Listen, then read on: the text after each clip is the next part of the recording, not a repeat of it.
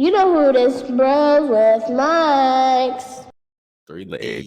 you heard What's it, up? man. What up? Bros with mics. I'm Tom. I'm loaded. What's happening? What's good, man? We hadn't recorded a video in a while. We keep going live. We do these little recordings. We haven't really sat down together and recorded in a couple of days, man.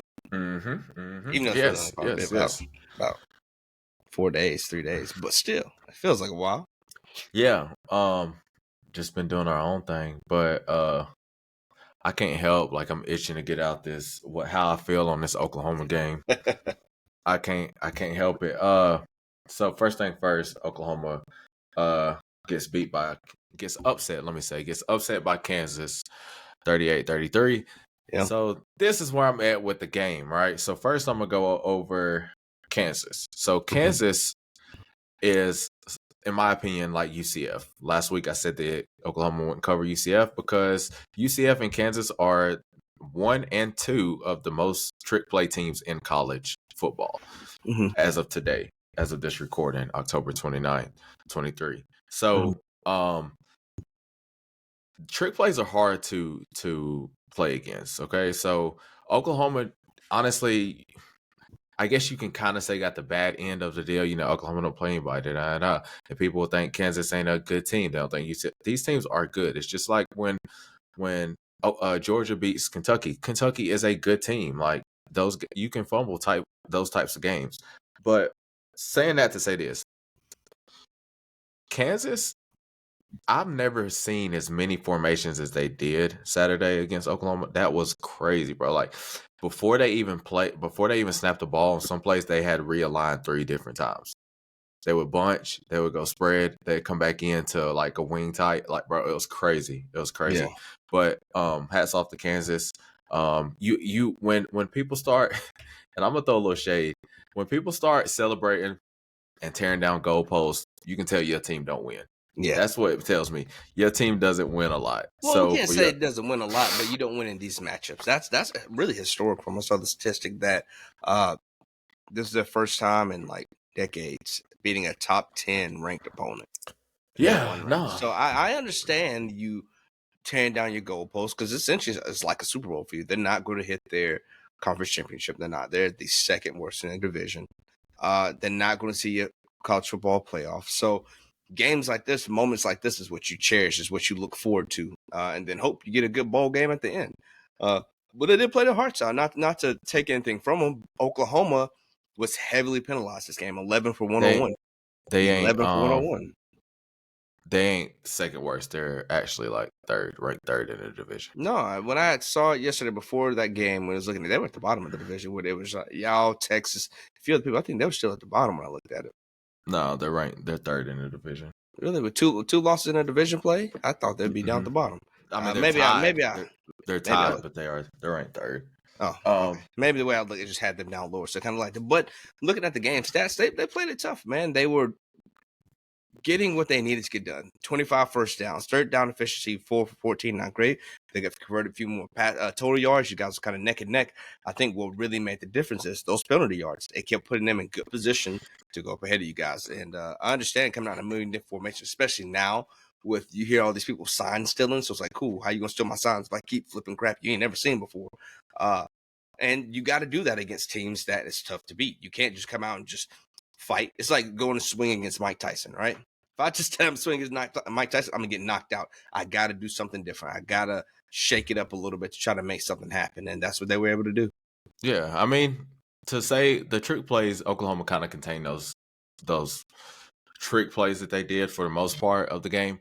I'm just going to harp on what everybody else has kind of harped on. We get the ball back with 2 minutes, 39 seconds in the fourth quarter to seal the game and plus territory.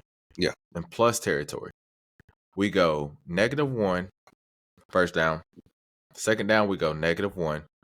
Third down, we go 5 yards. We give the ball back with 2 minutes and 13 seconds left. Yeah. We barely had the ball for 20 seconds, bro. Like, what are we doing? Like, you had it right there, man. You guys had it right there. You were 33-32 and kind of just let them drive down. Yes. And I think that's why your fans are calling for Levy's head at this point in time. They're upset about it.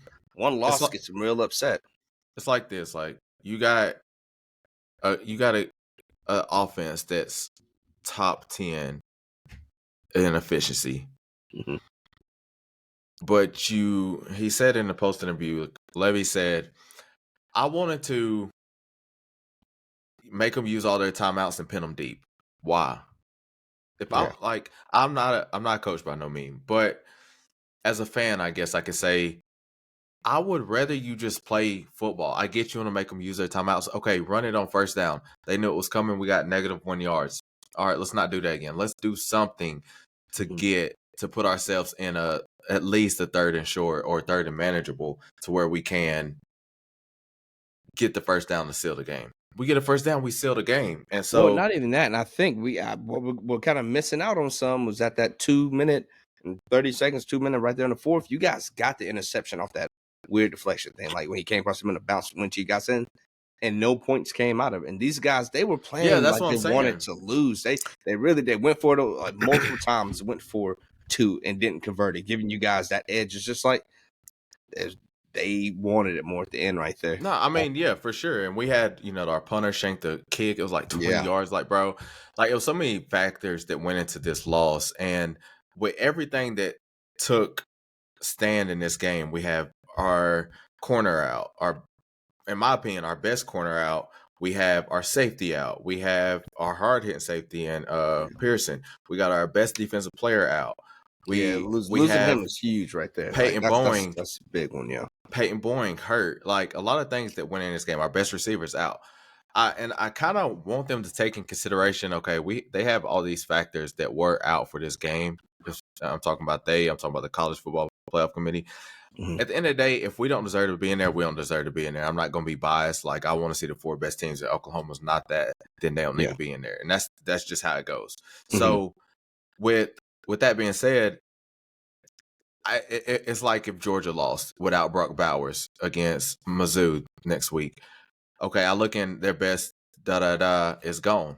I take that in consideration. I take things like that in consideration, me personally. So with all that being said, we have all these factors out and we still lose by 5 points. We still are in a position to end the game. I mean, you guys are still top 10 at the end of the day, right? Yeah, but that's not the official. AP top 10. You said AP top 10, but when the CFP comes out Tuesday, we can see where we're gonna put you guys at that point. Yeah, we'll probably actually do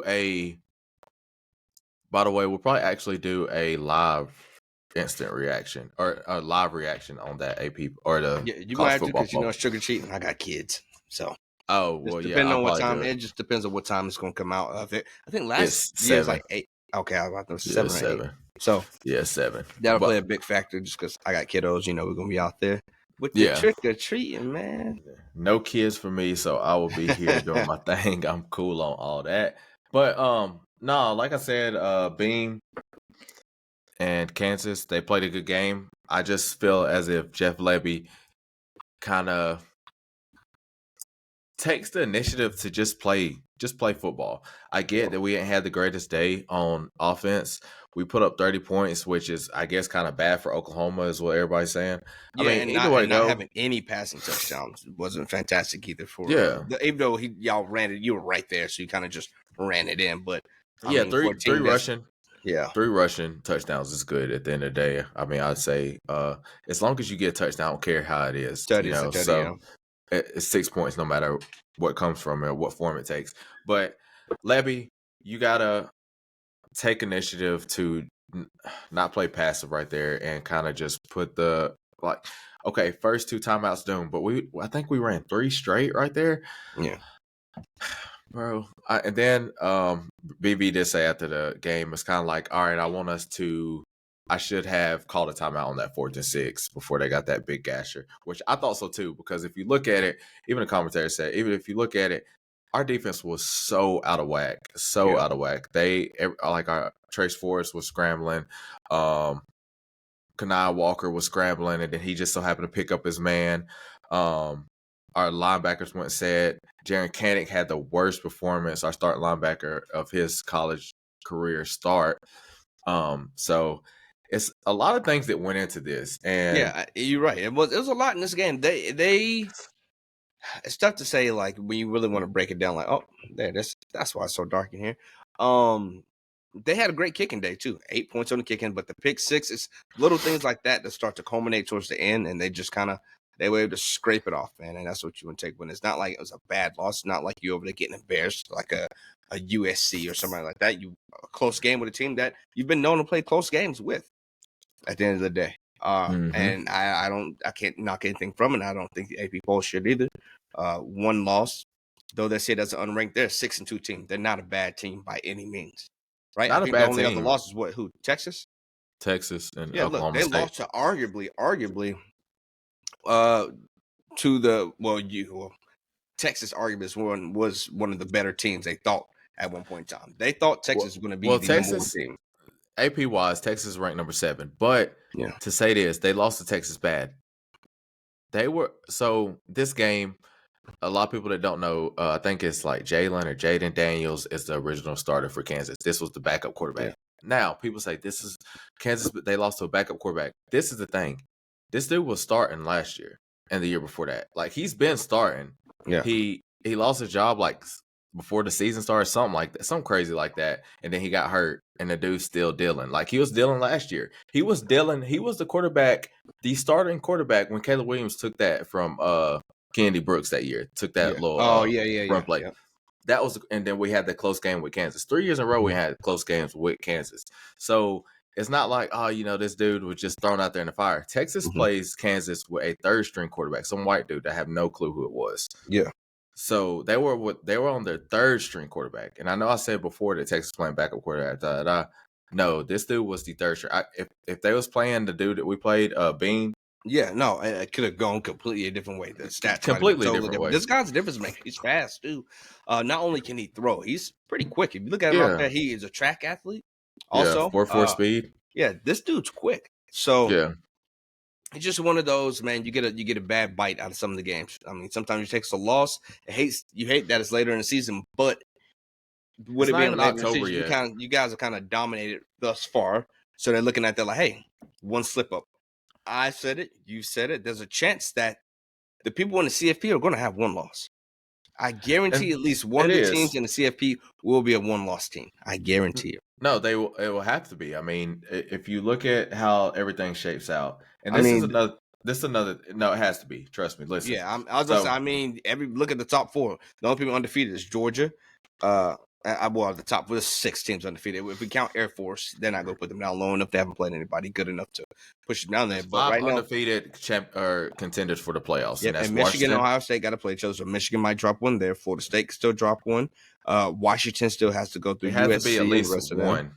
Yeah, Georgia still has a lot of tough games. So it could happen. It could happen. It has to be at least one. It doesn't have to be all of them, but at least one loss team will get in there. And so if a Ohio State loses to a Michigan and then avenge their loss, then they will get in over Oklahoma, who lost to Kansas, which I completely agree.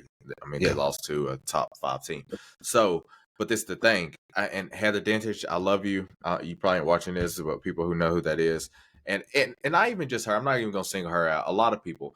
Everybody is so quick for the clickbaits and saying, "Oh, well, Oklahoma's a pretender," and this and that, and it's all clickbait. That's all it is.